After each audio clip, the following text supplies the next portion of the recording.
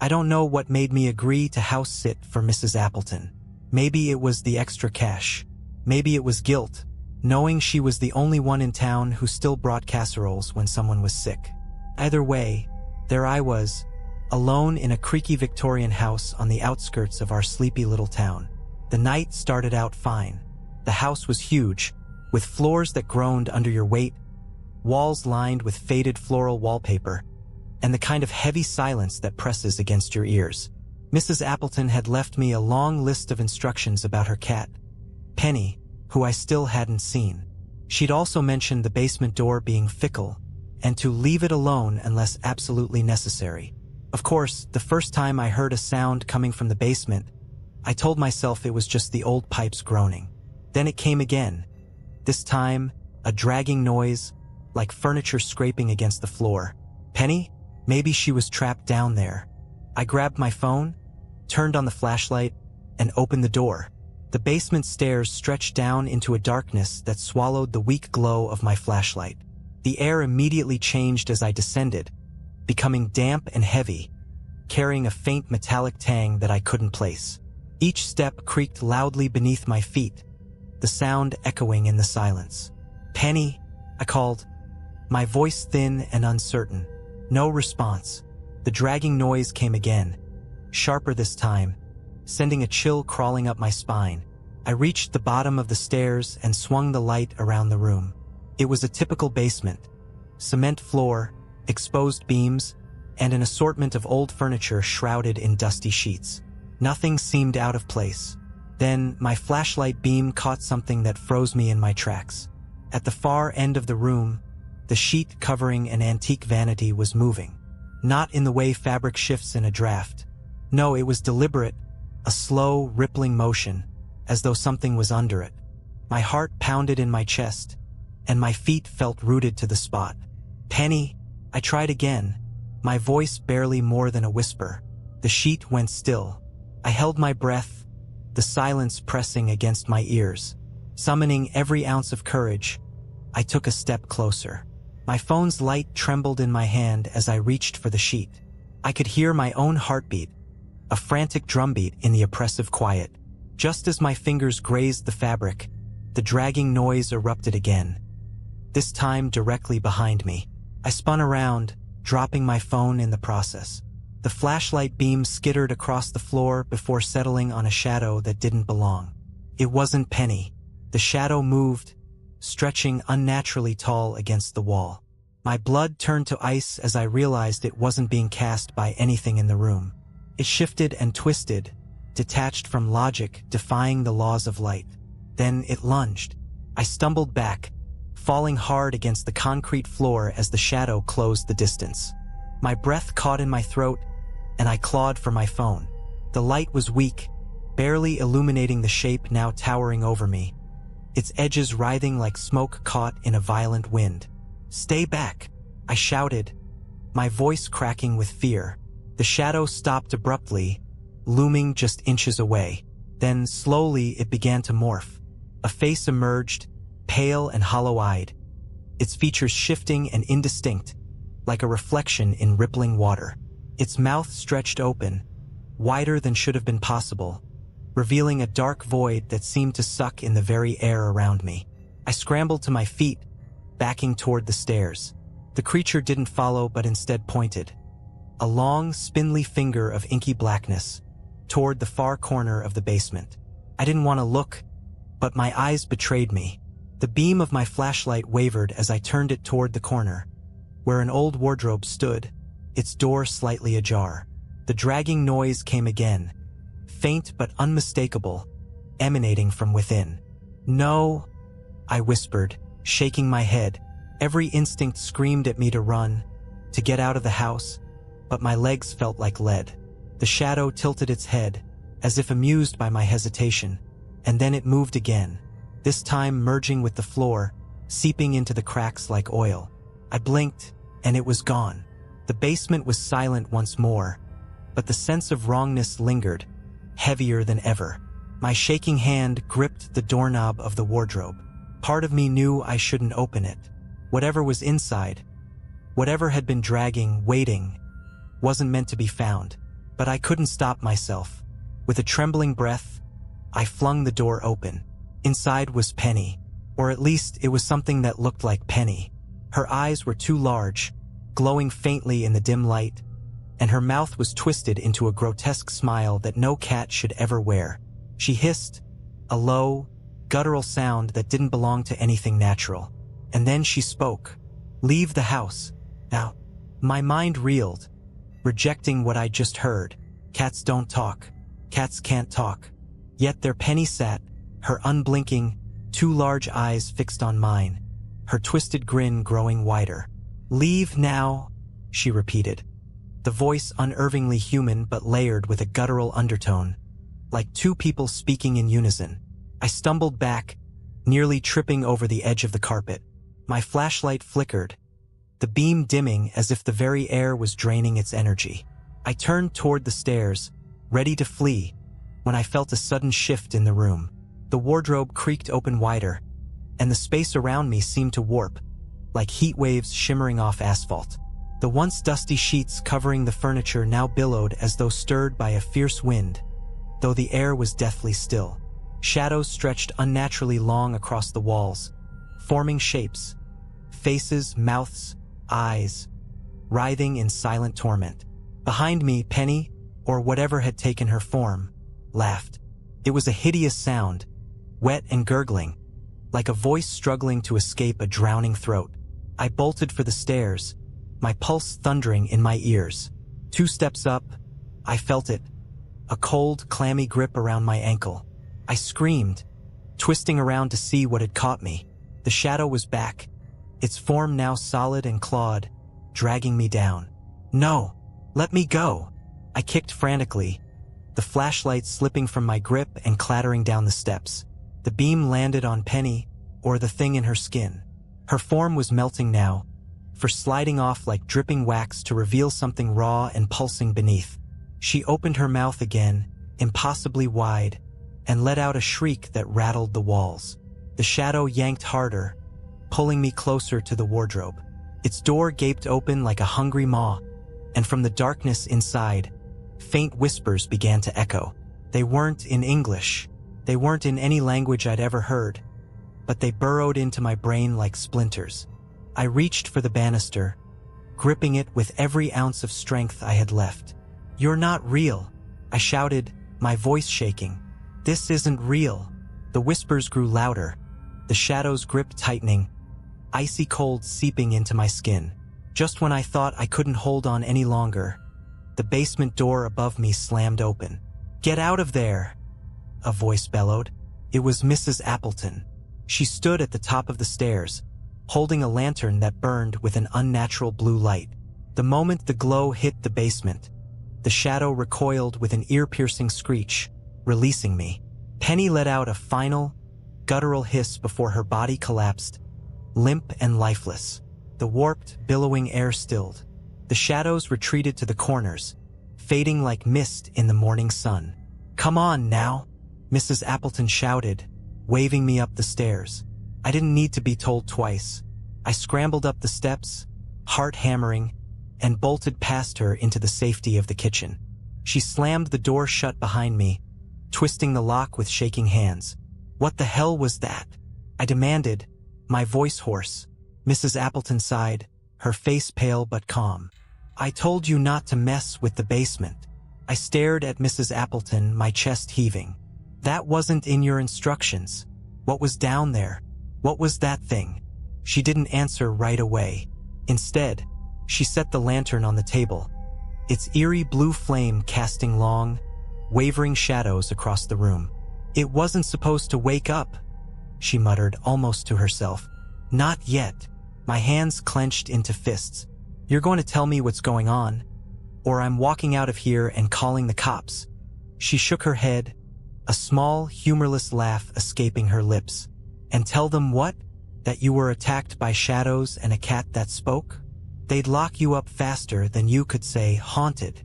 I opened my mouth to argue but stopped short. She wasn't wrong. "Fine," I snapped. "Then tell me, what is it? What's in your basement?" Mrs. Appleton sank into a chair, her shoulders slumping. For the first time, she looked old. Much older than I'd ever noticed. "It's not what was in the basement," she said. "It's what the house is built on." The words sent a fresh wave of unease rippling through me. "What do you mean?" She gestured to the lantern. "This house sits on a vein. A crack in the world where things leak through. Things that don't belong here." I stared at her, waiting for the punchline, but her expression was dead serious.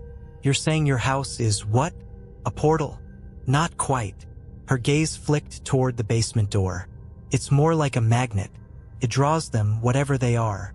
Most of the time, the wards I have in place keep them asleep. But sometimes, things slip through the cracks." I swallowed hard. "Like the shadow." She nodded. "And like Penny." My stomach twisted. "Penny, was she?" "She was my cat once," Mrs. Appleton said softly. "She disappeared a few weeks ago. I hoped she'd just run off, but deep down I knew." She met my eyes, her voice trembling. Whatever came back wearing her skin wasn't her. A cold shiver ran down my spine. I wanted to deny it, to laugh it off as the ramblings of an old woman. But I'd seen too much. The shadow, the warped air, the whispers, the thing that spoke in Penny's voice. "What happens now?" I asked, my voice barely above a whisper. Mrs. Appleton stood, her movements slow and deliberate. "Now I fix what you've disturbed, and you get out of here." I didn't argue. She handed me my coat and practically shoved me toward the door. As I stepped onto the porch, I turned back to her. "What if it follows me?" "It won't," she said firmly. "It's tied to the house. But don't come back." Her words were final. The door shut with a resounding thud, the lock clicking into place. I stood on the porch, the chill night air biting at my skin, staring at the darkened windows of the house. As I walked away, I swore I could feel eyes on me, watching from the shadows. I didn't go straight home. Something about the house, the basement, Mrs. Appleton's cryptic warnings, gnawed at me, refusing to let go. I parked my car a few blocks away and sat there for what felt like hours, staring at the glowing clock on the dashboard. Every sound outside, the rustle of leaves, the hum of a passing car, felt sharper, closer. My brain was on high alert, hyper-aware of everything and nothing at the same time. I couldn't shake the feeling that I'd brought something with me, that something had slipped through the cracks and hitched a ride. Eventually, exhaustion won out. I drove home, locked every door and window, and collapsed into bed without even bothering to change. But sleep didn't come easily. When it did, it came with dreams. I was back in the basement, the warped air pressing down on me like a physical weight. The wardrobe door hung open, revealing nothing but blackness. A void so complete it seemed to pulse with its own malevolence. The whispers returned, louder this time, slithering into my ears and wrapping around my mind. I jolted awake, drenched in sweat. My bedroom was dark, but it didn't feel empty. I reached for my phone, fumbling with the flashlight, and swept the beam across the room. Nothing, but the unease didn't fade. The silence felt too thick, too deliberate, like something was holding its breath, waiting. I tried to shake it off. "It's just the stress," I whispered to myself, my voice trembling. "You're fine. You're safe." Then I heard it, the dragging noise. My breath caught, and my heart threatened to hammer its way out of my chest. It was faint but unmistakable, coming from somewhere downstairs. The sound of something heavy being pulled across the floor. I told myself not to move, stay in bed, call someone, anyone. But instead, I found myself slipping out from under the covers, feet touching the cold hardwood. The flashlight trembled in my hand as I crept to the door. I pressed my ear against it, straining to hear over the blood pounding in my ears. The dragging sound came again, louder this time, closer. I shouldn't have opened the door. I know that now, but in that moment, logic and fear collided, leaving me with nothing but a bone-deep need to know. The hallway was empty, bathed in the faint glow of the streetlight filtering through the curtains. I stepped out, my breath hitching with every creak of the floorboards. The sound led me toward the living room, and there it was, the shadow. It was no longer just a dark smudge on the wall. It had formed now, rising up from the floor like a pillar of smoke. Its head tilted toward me, and the room grew impossibly cold. My flashlight flickered, struggling against the oppressive darkness. "You should have stayed away," a voice rasped, low and guttural, emanating from everywhere and nowhere. I stumbled back, the light slipping from my grasp and clattering to the floor. The shadow surged forward, its form twisting and stretching, and I felt its icy tendrils wrap around me. My chest tightened, and my vision blurred. I don't remember much after that. Just the sound of my own screams and a blinding flash of light as the shadow recoiled. When I came to, it was morning. The living room was empty, bathed in warm sunlight, but the memory of the shadow lingered, sharp and vivid. On the coffee table, my phone buzzed. A message from an unknown number. "Don't go back to the house. It's awake now." I didn't need to ask who had sent it. The message sent a chill racing through me. I stared at the screen, my pulse pounding in my ears. Mrs. Appleton hadn't given me her number, but who else could have sent it? My hands trembled as I typed back, "What do you mean it's awake? What's going on?" The response came almost instantly, as though whoever sent it had been waiting. "Get rid of anything you took from the house. Don't ask questions. Just do it." I froze. My mind raced back to the night before, to the chaos in the basement. I hadn't taken anything, or had I? My jacket, the flashlight. Could something have clung to them? Or worse, to me? Before I could respond, another message appeared. "Check your left pocket." The room seemed to tilt. My left pocket? Slowly, I reached down and slipped my hand inside. My fingers brushed something smooth and cold. I pulled it out, heart hammering. It was a small key. I didn't recognize it.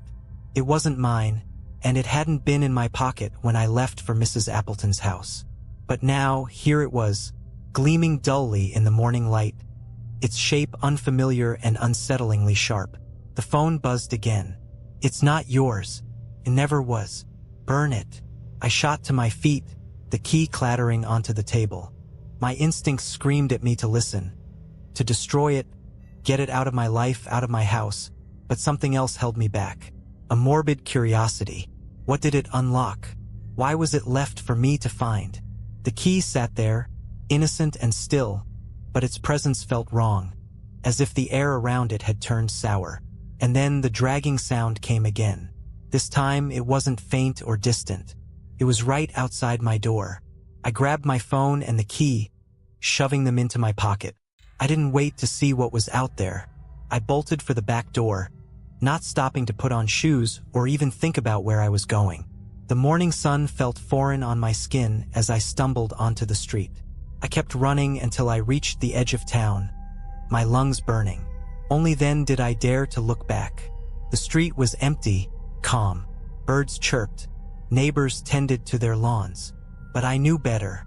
I pulled out my phone, hands shaking as I sent another message. "I have the key. What do I do now?"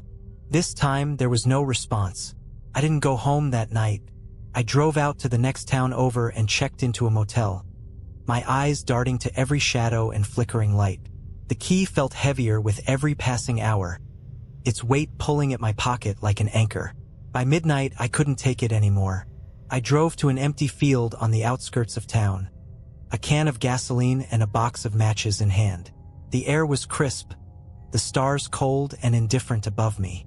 I placed the key on the ground, doused it with gasoline, and struck a match. The flame danced in the breeze as I dropped it onto the key. The fire roared to life, brighter and hotter than it should have been for something so small. The flames twisted unnaturally, writhing like living things.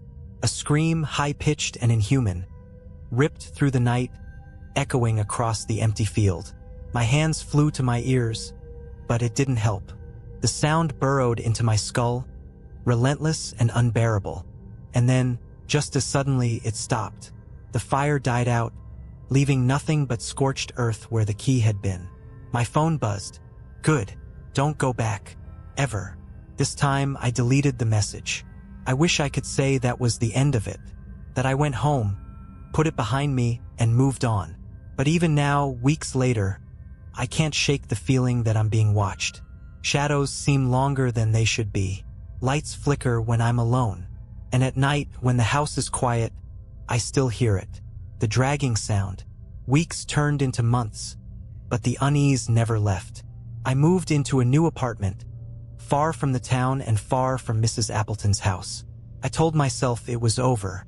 The key was gone, the warnings heeded. Yet the world never felt quite right anymore. The dragging sound followed me. At first, it was faint, almost easy to dismiss. A heavy chair scraping across the floor in the apartment above. Pipes groaning in the walls. But it always came late at night, in those moments when sleep was just about to take me. I tried to ignore it, to drown it out with white noise or music, but the sound would creep through. It wasn't just in my head. I knew that much, and it wasn't random. The dragging had a pattern, a deliberate rhythm, like it was moving closer. Then one night I saw it. I had been staring at the ceiling for hours, too uneasy to close my eyes. The room was pitch black except for the faint green glow of the clock on my nightstand. 3:47 a.m. The air felt heavy, thick with that now familiar wrongness. A shadow moved across the wall. It wasn't the shadow of a tree or a passing car. It had no source, no light to cast it. It moved on its own, stretching and twisting, slithering like liquid ink. I sat up, my breath caught in my throat, and watched as it pooled in the corner of the room. Then it began to rise. The form was familiar now, tall, spindly, with edges that blurred and shifted. Its head tilted toward me, and the temperature in the room plummeted. My breath came out in shaky white clouds. "You burned the key," it said, its voice a chorus of whispers, all speaking at once. "But the door remains." I shook my head, scrambling back against the headboard. No, I destroyed it. It's over." The shadow moved closer, its shape flickering like a dying candle flame. "You let it out," it hissed. "You think fire can stop what's always been?" I reached for my phone, my fingers trembling as I dialed the only number I could think of. It rang once, twice, before the call connected. "Mrs. Appleton," I gasped. "It's here. I don't know what to—" The line crackled. A low, distorted noise drowning out her voice. Then the shadow surged forward, and the phone was ripped from my hand. It smashed against the wall, shattering into pieces. "You were warned," the shadow rasped. "Now you'll pay the price." Before I could react, it lunged at me. Darkness enveloped the room, cold and suffocating. I clawed at my throat, gasping for air, as the whispers filled my ears, my mind, my very being. And then I was falling. When I woke up, it was morning. The sunlight streamed through the window, warm and gentle, as if the nightmare had never happened. But my body told a different story. My throat was raw, and my arms were covered in scratches, thin lines of crimson crisscrossing my skin. On the nightstand, where my phone should have been, was a small object. A key, but it wasn't the same one I'd burned. This one was older, its surface tarnished, its edges jagged. Attached to it was a note, scrawled in messy, almost frantic handwriting. "The door is open. Find it. Close it, before it's too late." I stared at the key, dread pooling in my stomach. I had no idea where the door was or how to close it. But one thing was clear. This wasn't over. Not yet. I didn't touch the key. Not at first. I couldn't bring myself to. Instead, I left it on the nightstand and sat across the room, staring at it as though it might move on its own. Hours passed, and the sun climbed higher in the sky, casting shifting patterns of light through the window. The key remained still, but its presence gnawed at me. Eventually, the note demanded my attention again. "Find it. Close it. Before it's too late." What door? And how could I possibly close something I didn't understand? I needed answers, and there was only one person who might have them. Mrs. Appleton. I grabbed the key, hesitating only for a moment as the metal seemed unnaturally cold, and shoved it into my pocket. The drive back to the town was a blur. My mind raced with possibilities, each more horrifying than the last. By the time I reached her house, my knuckles were white on the steering wheel. The house was as I remembered it. Old, imposing, and soaked in the eerie weight of history. The windows stared back at me like unblinking eyes, and the porch seemed to sag a little lower, as though the house had grown tired. I knocked on the door. No answer. I knocked again, harder this time. "Mrs. Appleton," I called, my voice echoing across the quiet street. "It's me. I need to talk to you." Still nothing. I tried the doorknob, expecting it to be locked. To my surprise, it turned easily, the door swinging inward with a soft creak. The air inside was stale, heavy with the scent of old wood and something faintly metallic. "Mrs. Appleton?" I stepped inside, my voice barely above a whisper. The house was silent, eerily so. No ticking clock, no hum of appliances, just an oppressive stillness that pressed against my ears. I moved through the rooms, each one more unsettlingly empty than the last. Her belongings were all there, untouched, as though she'd simply stepped out for a moment. But the layer of dust on the furniture told a different story. Then I saw it. The basement door was wide open. I stared at it, my pulse quickening. The key in my pocket seemed to grow heavier, a subtle warmth radiating from the metal. Every instinct screamed at me to turn around, to leave and never look back. But the note's words echoed in my mind. "Find it. Close it. Before it's too late." I descended the stairs, the familiar creak of the wood beneath my feet sending shivers up my spine. The basement looked the same as before, dark, damp, and cluttered with shrouded furniture. But something was different this time.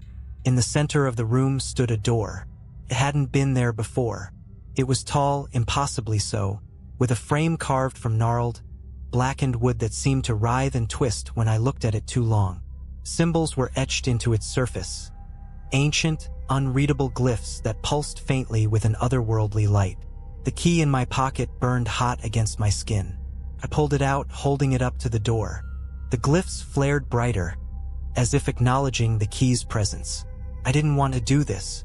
Every fiber of my being screamed to run, to destroy the key and never think about this place again. But I knew it wouldn't matter. Whatever was behind that door had already started to seep through. With trembling hands, I slid the key into the lock. The metal groaned as it turned, each movement sending a jolt through my body. The air grew heavier, the shadows darker. The door swung open. Beyond it was darkness, a void so complete it seemed to pull at the edges of reality. The whispers returned, louder and more chaotic, spiraling around me like a storm. Shapes moved within the blackness, indistinct, shifting figures that defied comprehension. And then I saw it. A hand, pale and clawed, reached out from the void, gripping the edge of the doorframe. More followed, an arm, a head, a torso. The thing that emerged was wrong, its proportions twisting and changing with every passing second. Its eyes locked onto mine, and in that moment, I felt an overwhelming flood of despair. Couldn't let it through. Summoning every ounce of courage, I pushed against the door, forcing it shut. The creature howled, its voice a symphony of rage and anguish, as I shoved with all my strength. The glyphs burned brighter, and the whispers reached a deafening crescendo. With one final effort, I slammed the door shut. The key glowed white-hot in my hand, and I turned it in the lock. The glyphs flared brilliantly, then dimmed to nothing. The whispers stopped. The basement was silent. I collapsed to the floor, the key falling from my hand and clinking softly against the concrete. The door remained closed, its surface now smooth and lifeless. For the first time in weeks, I felt a sliver of relief. But as I stared at the door, one thought lingered in my mind. This wasn't over. Not yet. I sat there for what felt like hours, staring at the door. My body ached. My mind felt like it had been stretched to its breaking point, and the oppressive silence of the basement bore down on me. The key lay on the ground, blackened and cracked, its purpose seemingly fulfilled. But the weight in my chest told me otherwise. I needed to know if it was truly over. Gathering the last of my strength, I stood and picked up the key. It was cold now, lifeless. I slipped it into my pocket, its jagged edges pressing against my thigh as I made my way back up the stairs. The house was still empty, still too quiet, but the air felt lighter, as if whatever had lingered here before had finally been purged. Outside, the sun was setting, painting the sky in streaks of red and gold. I stepped onto the porch and turned back to the house, its windows dark and uninviting. A part of me wanted to burn it down, to erase every trace of its existence, but I knew that wouldn't change anything. The house was just a shell. Whatever had been here was tied to something far older, far deeper. I climbed into my car and drove away, watching the house shrink in the rearview mirror until it was gone. Weeks passed.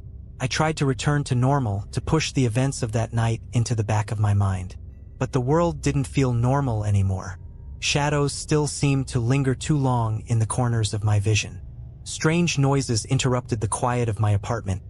Soft whispers, faint tapping that always stopped when I got too close. One night, I couldn't take it anymore. I pulled the key out from where I'd hidden it, locked in a drawer beneath piles of papers. It was still cracked, still blackened, but holding it sent a chill through my body. I needed to know. I spent hours researching, combing through forums, old books, anything that might give me a clue about what I'd encountered. The glyphs on the door, the symbols burned into my memory, appeared in fragments across ancient texts. They spoke of barriers between worlds, seals meant to keep things in or out. But what haunted me most was a passage in a forgotten tome, translated from a language older than history itself. The door can be closed, but the cracks remain, and through them, the watchers wait. My heart sank as I read the words. I thought I'd stopped it. I thought I'd done enough. But now I realized the truth. The door might have been sealed, but the damage was already done. The watchers were still out there, and they weren't done watching. I moved again, farther this time. A new town, a new life. I changed my number, deleted my online presence, and did everything I could to disappear.